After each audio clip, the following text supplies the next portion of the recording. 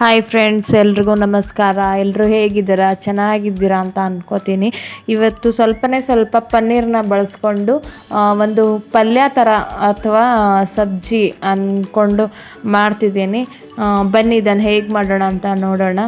ಒಂದು 200 ಗ್ರಾಮ್ ಪನ್ನೀರ್ ತೊಗೊಂಡಿದ್ದೀನಿ. ಅದನ್ನು ತೊಗೊಂಡು ಕ್ಲೀನಾಗಿ ತೊಳ್ಕೊತಾ ಇದ್ದೀನಿ. ಅದರಲ್ಲಿ ನೋಡ್ತಿರ್ಬೋದು, ಇದರಲ್ಲೇ ಅರ್ಧ ಪನ್ನೀರನ್ನ ಯೂಸ್ ಮಾಡ್ಕೋತಿದ್ದೀನಿ. ಸ್ವಲ್ಪ ಪನ್ನೀರನ್ನ ಯೂಸ್ ಮಾಡಿಕೊಂಡು ಒಂದು ಸ್ವಲ್ಪ ತರಕಾರಿನ ಯೂಸ್ ಮಾಡಿಕೊಂಡು ಪಲ್ಯ ಥರ ಮಾಡ್ತಿದ್ದೀನಿ. ನೋಡಿ, ಸಿಂಪಲ್ಲಾಗಿ ಮಾಡ್ಕೊಳ್ಬೋದು. ತುಂಬಾ ಚೆನ್ನಾಗಿರುತ್ತೆ, ಟೇಸ್ಟಿಯಾಗಿರುತ್ತೆ. ಕ್ಯೂಬ್ಸ್ ಥರ ಕಟ್ ಮಾಡ್ಕೋತಾ ಇದ್ದೀನಿ. ಚಿಕ್ಕ ಪೀಸ್ಗಳಾಗಿ ಕಟ್ ಮಾಡ್ಕೋತಾ ಇದ್ದೀನಿ.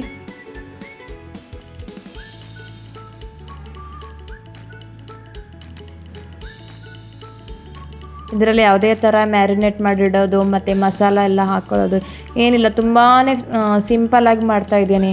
ಒಂದು 15 ನಿಮಿಷಕ್ಕೆಲ್ಲ. ಇವತ್ತು ಸಂಡೇ ಬೇರೆ, ಲೇಟಾಗಿ ಎದ್ವಿ ಮಾಡೋಕ್ಕೆ. ಅದಕ್ಕೇ ಒಂದು 10 ನಿಮಿಷಲ್ಲೆಲ್ಲ ರೆಡಿ ಮಾಡೋಣ ಅಂತ ಪನ್ನೀರನ್ನ ಯೂಸ್ ಮಾಡ್ಕೊಂಡು ಮಾಡ್ತಿದ್ದೀನಿ. ಚಪಾತಿ ಜೊತೆ, ಪೂರಿ ಜೊತೆ ತುಂಬ ಚೆನ್ನಾಗಿರುತ್ತೆ. ನೋಡಿ, ನಾನಿವತ್ತು ಮಡಿಕೆಯಲ್ಲಿ ಮಾಡ್ತಿದ್ದೀನಿ. ಒಂದು ಟೇಸ್ಟ್ ಚೇಂಜ್ ಆಗಿರುತ್ತಾ ನೋಡೋಣ ಅಂತ. ಒಂದು ಸರಿನೂ ಮಡಿಕೆಯಲ್ಲಿ ಪನ್ನೀರನ್ನ ಯೂಸ್ ಮಾಡ್ಕೊಂಡು ಮಾಡಿರಲಿಲ್ಲ. ಹಾಗಾಗಿ ಮಡಿಕೆಯಲ್ಲಿ ಮಾಡ್ತಿದ್ದೀನಿ, ಚಿಕ್ಕದು. ಅದರಲ್ಲೊಂದು 3-4 ಟೇಬಲ್ ಸ್ಪೂನ್ ಎಣ್ಣೆನ ಹಾಕಿಬಿಟ್ಟು ಪನ್ನೀರನ್ನ ಫ್ರೈ ಮಾಡ್ಕೊತಾ ಇದ್ದೀನಿ. ಪನ್ನೀರನ್ನ ಫ್ರೈ ಮಾಡ್ಕೊಂಡು ಸೈಡಲ್ಲಿ ಎತ್ಬಿಟ್ಟು ಮತ್ತು ಅದೇ ಮಡಿಕೆಯಲ್ಲಿ ಮಿಕ್ಕಿರೋ ಒಗ್ಗರಣೆನ ಹಾಕ್ಕೊಳ್ತಿದ್ದೀನಿ. ನೋಡಿ, ಸ್ವಲ್ಪ 1 ಟೇಬಲ್ ಸ್ಪೂನ್ ಬೆಣ್ಣೆನ ಹಾಕ್ತಿದ್ದೀನಿ ಅದರಲ್ಲೇ. ಇವಾಗ ಮತ್ತೆ ಬೇಕಾದಷ್ಟು ಎಣ್ಣೆನ ಹಾಕ್ಕೊಳ್ತೀನಿ.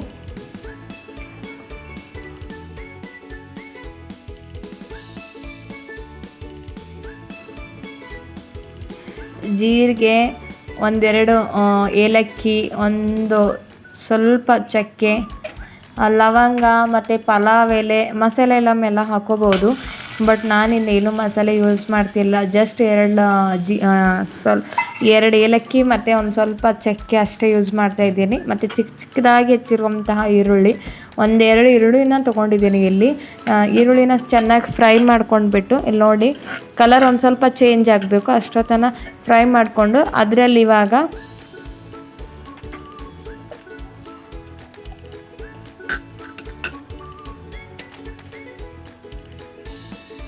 ಕ್ಯಾಪ್ಸಿಕಮ್ನ ಹಾಕ್ಕೋತಾ ಇದ್ದೀನಿ. ಈ ಕ್ಯಾಪ್ಸಿಕಮ್ನ ಚಿಕ್ಕದಾಗಿ ಹೆಚ್ಚಿದ್ದೀನಿ. ನೋಡಿ, ಟೈಮ್ ಇದ್ದರೆ ಚಿಕ್ಕದಾಗಿ ಹೆಚ್ಚಿ, ಇಲ್ಲಾಂದರೆ ಚಾಪರ್ ಇರುತ್ತಲ್ಲ ಇವಾಗೆಲ್ಲ ತರಕಾರಿ ಕಟ್ ಮಾಡೋಕ್ಕೆ, ಆರಾಮಾಗಿ ಅದರಲ್ಲಿ ಚಾಪ್ ಮಾಡ್ಕೊಳ್ಬೋದು. ನಾನು ಚಾಪರಲ್ಲೇ ಕಟ್ ಮಾಡಿರೋದು, ಚಿಕ್ಕಾಗಿ ಪೀಸ್ ಬರುತ್ತೆ ಅಂತೇಳ್ಬಿಟ್ಟು. ಇದು ಕ್ಯಾಪ್ಸಿಕಮ್ ಹಾಕಿಬಿಟ್ಟು ಚೆನ್ನಾಗಿ ಫ್ರೈ ಮಾಡ್ಕೋತಾ ಇದ್ದೀನಿ. ಒಂದು ಸ್ವಲ್ಪ ಎಣ್ಣೆಯಲ್ಲೆಲ್ಲ ಫ್ರೈ ಆಗಬೇಕು. 1-2 ನಿಮಿಷ ಮುಚ್ಚಳನ ಮುಚ್ಚಿ ಬಿಡ್ತಾಯಿದ್ದೀನಿ. ನೋಡಿ, ಕಲರೆಲ್ಲ ಚೇಂಜ್ ಆಗಿದೆ ಕ್ಯಾಪ್ಸಿಕಮ್ದು. ಇವಾಗ ಚೆನ್ನಾಗಿ ಫ್ರೈ ಆಗಿದೆ ಅನ್ಕೋತೀನಿ.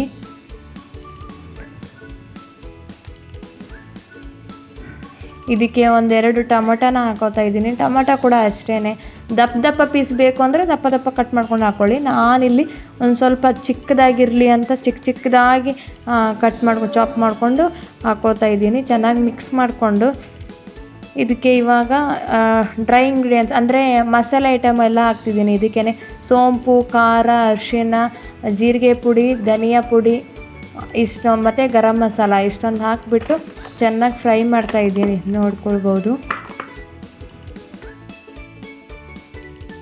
ಚೆನ್ನಾಗಿ ಫ್ರೈ ಆಗೋಕ್ಕೆ 1-2 ನಿಮಿಷ ಮುಚ್ಚಳನ ಮುಚ್ಚಿ ಇಡ್ತಾಯಿದ್ದೀನಿ. ಯಾಕಂದರೆ ಮಸಾಲೆ ಐಟಮ್ ಎಲ್ಲ ಕ್ಯಾಪ್ಸಿಕಮ್, ಟೊಮೊಟೊ, ಈರುಳ್ಳಿ ಎಲ್ಲ ಸೇರಿಕೊಳ್ಳಿ ಅಂತ ಹೇಳ್ಬಿಟ್ಟು. ನೋಡಿ, ಚೆನ್ನಾಗಿ ಎಣ್ಣೆ ಎಲ್ಲ ಬಿಡ್ತಾ ಇದೆ, ಕಾಣಿಸ್ತಿರ್ಬೋದು ನಿಮಗೆ. ಇವಾಗ ಒಂದು ಸ್ವಲ್ಪ ಮೊಸರು, 1-2 ಟೇಬಲ್ ಸ್ಪೂನ್ ಮೊಸರಾದರೂ ಹಾಕ್ಕೊಳ್ಬೋದು. ಇಲ್ಲಾಂದರೆ ಹಾಲಿನ ಮೇಲೆ ಕೆನೆ ಇರುತ್ತಲ್ಲ, ತುಂಬ ಟೇಸ್ಟಿ ಚೆನ್ನಾಗಿರುತ್ತೆ, ಸಖತ್ತಾಗಿರುತ್ತೆ. ಒಂದ್ಸರಿ ಟ್ರೈ ಮಾಡಿ ನೋಡಿ. ನಾನು ಒಂದು ಸ್ವಲ್ಪ 1 ಟೇಬಲ್ ಸ್ಪೂನ್ ಮೊಸರು, 1 ಟೇಬಲ್ ಸ್ಪೂನ್ ಕೆನೆ ಎರಡನ್ನೂ ಮಿಕ್ಸ್ ಮಾಡಿಕೊಂಡು ಹಾಕೋತಾ ಇದ್ದೀನಿ. ಇದನ್ನು ಹಾಕ್ಕೊಂಡು ಚೆನ್ನಾಗಿ ಮಿಕ್ಸ್ ಮಾಡಿಕೊಂಡು ಒಂದು ಸ್ವಲ್ಪ ನೀರನ್ನು ಹಾಕ್ಕೊಳ್ಳಿ. ಅದಕ್ಕೆ ಎಷ್ಟು ಬೇಕೋ ಅಷ್ಟು ನೀರನ್ನು ಹಾಕ್ಕೊಂಡು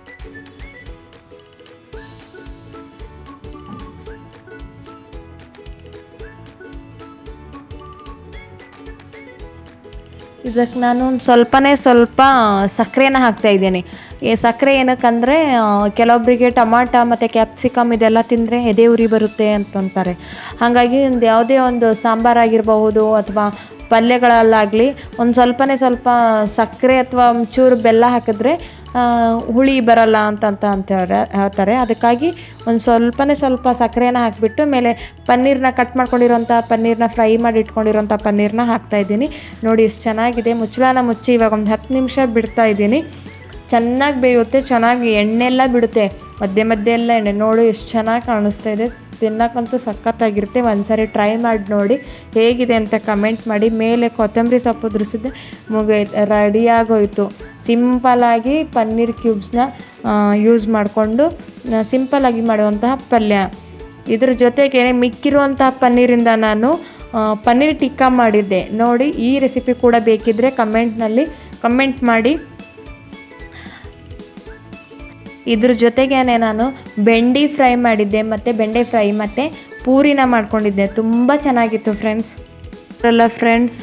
ಸ್ವಲ್ಪ ಪನ್ನೀರನ್ನ ಯೂಸ್ ಮಾಡಿಕೊಂಡು ಪಲ್ಯನ ಹೇಗೆ ಮಾಡೋದು ಅಂತ ಇಷ್ಟ ಆದರೆ ಒಂದ್ಸರಿ ಟ್ರೈ ಮಾಡಿ ನೋಡಿ. ಕಮೆಂಟ್ ಮಾಡಿ, ಶೇರ್ ಮಾಡಿ, ಲೈಕ್ ಮಾಡಿ. ಪ್ಲೀಸ್ ನನ್ನ ಚಾನಲ್ನ ಸಬ್ಸ್ಕ್ರೈಬ್ ಮಾಡಿ.